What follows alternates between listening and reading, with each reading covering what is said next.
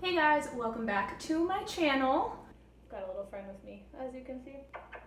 Belle, can you say hi to everybody? It's my dog Belle. I'm obsessed. So as you can all see, we're in a little bit different of a space today. We are in the kitchen. So a lot of the time when I talk to people about my weight loss journey and the things that have happened with that, I get a lot of questions about what it is that I eat. I'm here to tell you that I'm definitely not perfect, and I mess up my diet, if you will, all the time. But I figured I would just kind of video what I normally do for my meal prep, kind of talk you guys through it, give you some ideas of things that you could follow. So I hope that this is helpful to you. And if you want to see what we're cooking up today, then keep on watching. So I'm going to be showing you guys a few kind of snack and side dish ideas, and then a couple of main dish meals tonight. So the first thing we're going to do is I'm going to show you how I make my salsa. I do make it homemade. It tastes so much better, and there's less preservatives and crap like that. So I'm going to show you that. I'm going to show you my chicken chili that I make that's super delicious, super quick, super easy. I'm going to show you guys a couple of my favorite veggie side dishes, and then lastly I am going to show you my favorite chicken salad recipe. So the first thing I'm going to get started with is just make sure that I have all of my veggies and ingredients for these dishes cut up so that when we go to cook, it's easy. I could just throw things into pots and pans and be ready to go. We're going to go ahead and get started with some red onion, some yellow onion, we've got some jalapenos back there, and just a few other things. So as you can see, I've already cut both ends off of this onion, and now I'm going to go ahead and cut it. This is just the way that I was taught to get a nice even dice. I just put my hand across the top so my finger's out of the way of the knife. I make a few cuts horizontally and then a few vertically. And then when you go across the onion from front to back, you will get a nice even dice all the way across.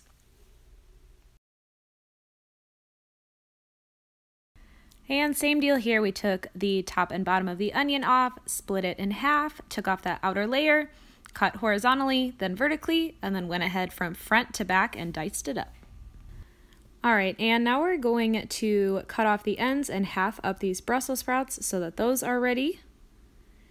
And next, we're going to move on to some jalapenos. Now, I like a little bit of heat, but my husband isn't too crazy about the heat.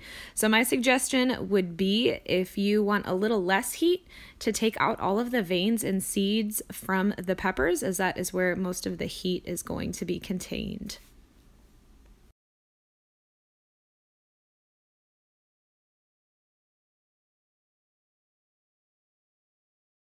And next I'm going to go in, and for one jalapeno, I'm just going to slice it the long way, and then I'm going to go across the opposite way to create a nice little dice on this, and then I'm going to leave some of them whole.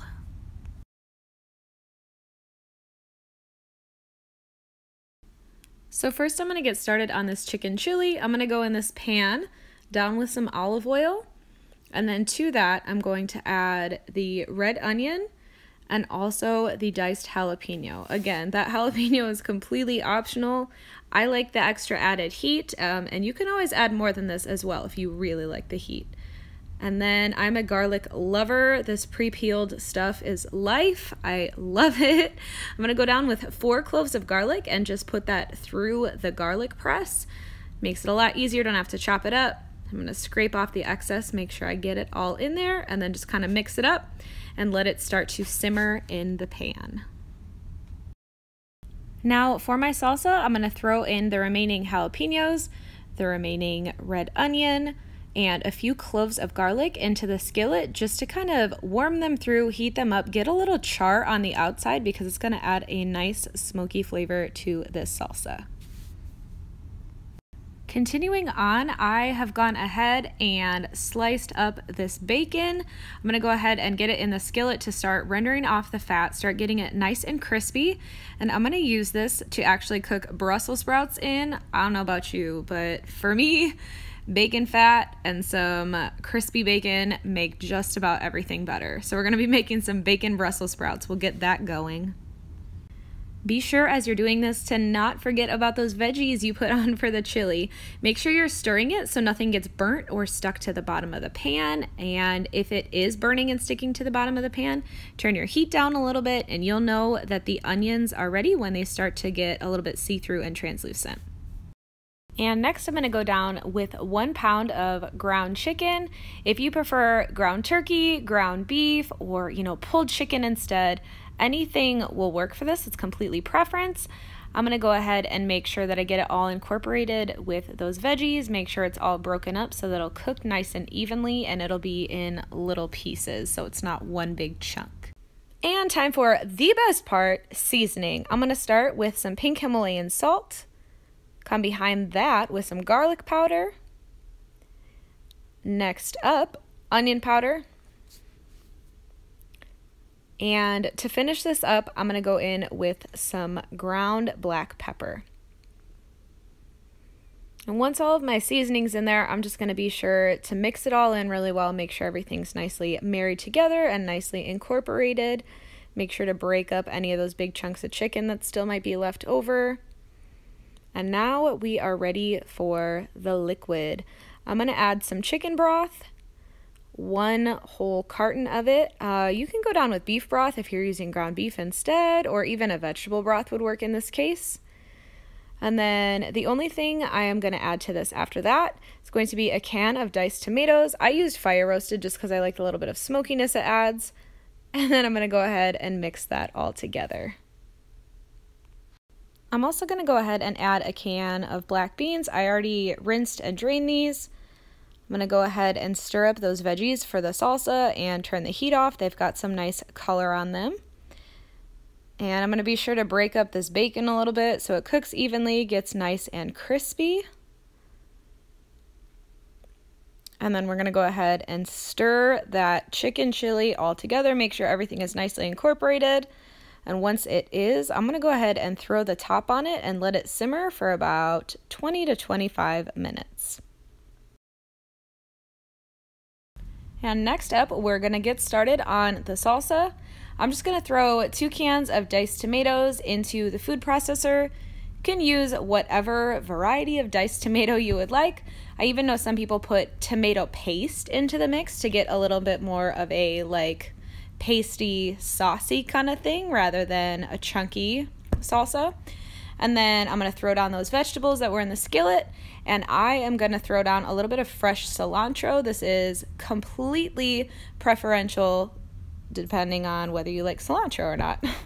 And then this is the beauty of it. You just throw that all in, put the food processor on high, and just let it go until your desired consistency. Obviously, if you like it a little smoother and less chunky, you go a little less time. You'll go a little more time. And if you do like it more chunky, then you'll go for less time. But I just love this stuff. It is so fresh. It'll last in the fridge for up to a couple of weeks. Love it.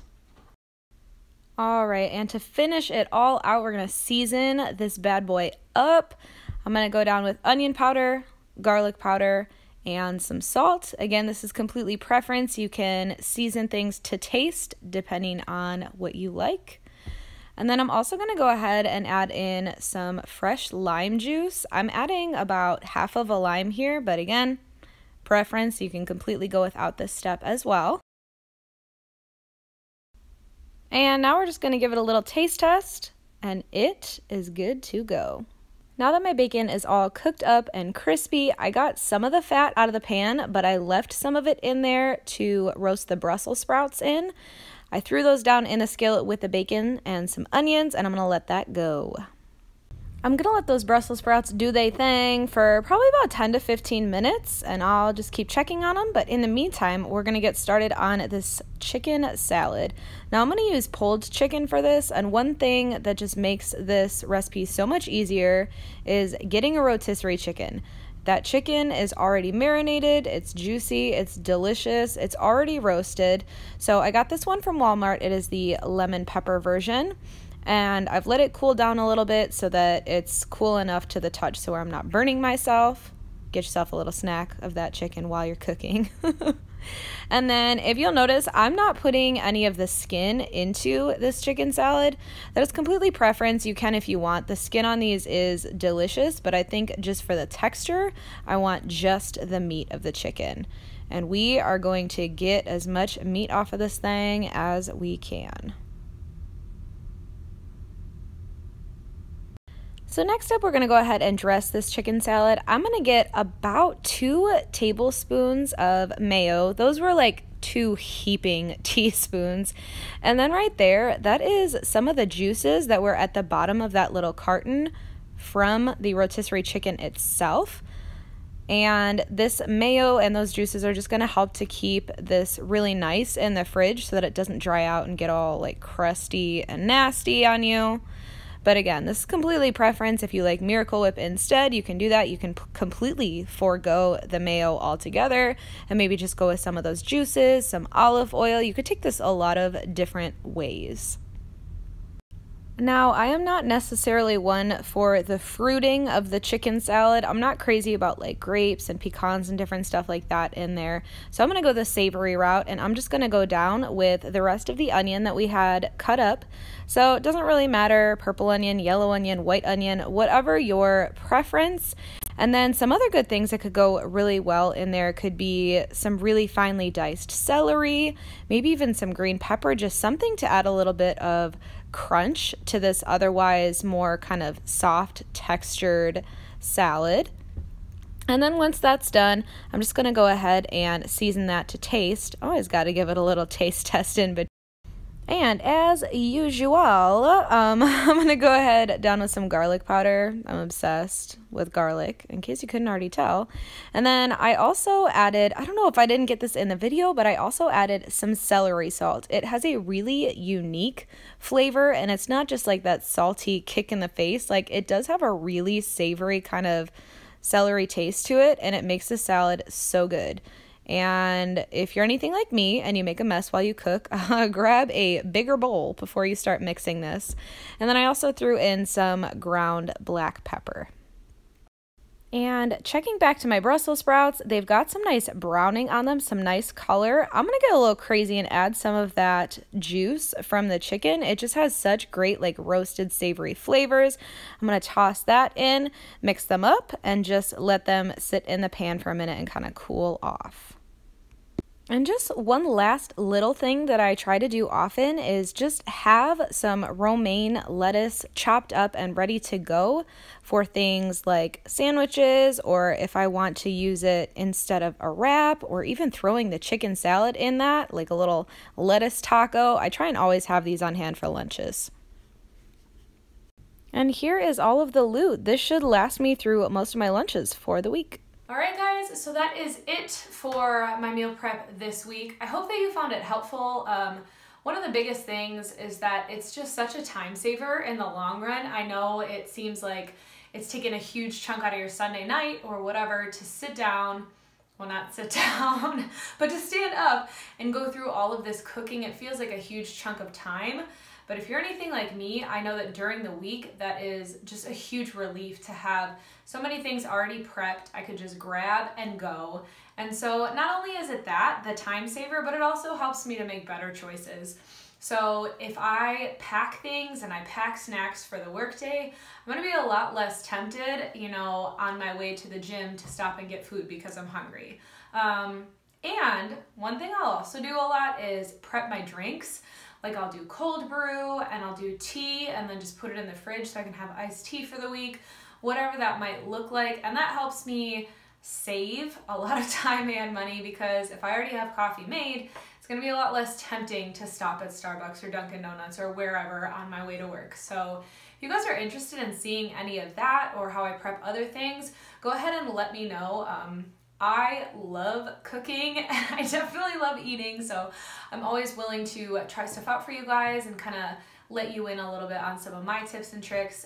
Growing up, cooking was like a huge part of my life. My dad and I would always cook together, so yeah, so it has a special place in my heart, and I am definitely down for making more videos like this if you found them helpful or interesting. So let me know in the comments below, maybe what are some of your favorite quick options, healthy options? What do you like to do for meal prep?